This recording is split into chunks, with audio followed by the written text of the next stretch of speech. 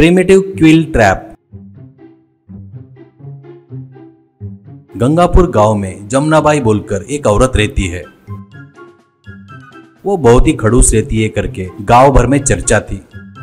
लड़की की शादी किए तो भी उसको घर पर ही रखकर पति को जवाई को हमेशा कुछ न कुछ कहते हुए उन पर अत्याचार करती थी।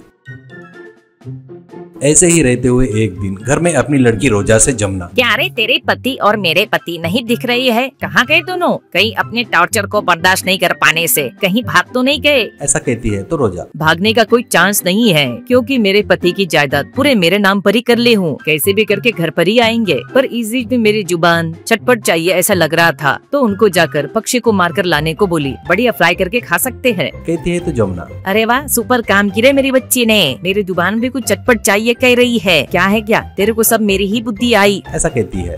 ऐसे ही रहते हुए जमुना का पति नरेश, जवाई अनिल दोनों खेत में पक्षी के पीछे भागते हुए रहते हैं। उनको एक पक्षी भी नहीं मिलता। इससे वो लोग खेत पूरा घूम घूम कर बदन पर कीचड़ लगा लेते हैं।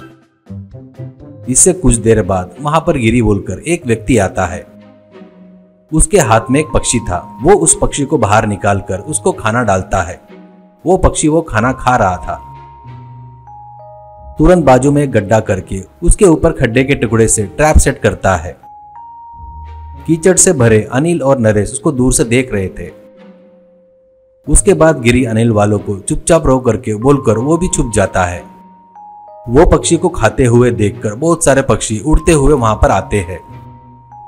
ऐसे बहुत सारे पक्षी जमा होने के बाद एक एक पक्षी दाना खाते हुए गड्ढे के ट्रैप में गिर रहे थे। उसके बाद गिरी भी उनके पास जाल से रस्सी को खींचता है। इससे और थोड़े पक्षी उस जाल में फंस जाते हैं। बस गिरी भागते हुए जाकर पक्षियों को अपने झोले में डालकर लेकर चला गया।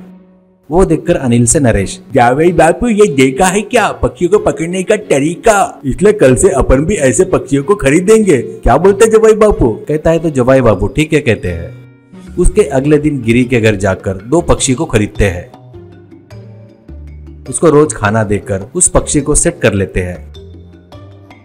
कुछ दिनों बाद अपने घर के आगे ही ट्रैप सेट करके उनको खाना देते हैं। अब उस पक्षी को देखकर बहुत सारे पक्षी आकर ट्रैप में गिरना शुरू करते हैं। उसको जमुना लोग बड़े आश्चर्य से देख रहे थे। ऐसी थोड़ी देर में ही बहुत सारे पक्षी फंसते हैं। इससे उन पक्षियों को पकड़कर जमुना वाले सब्जी बनाकर खाते हैं। ऐसे पक्षियों को पकड़ते देखकर जमुना वाले नरेश वाले से कोई मतलब नहीं है करके वही लोग पक्षियों को भूनकर खाने लगे।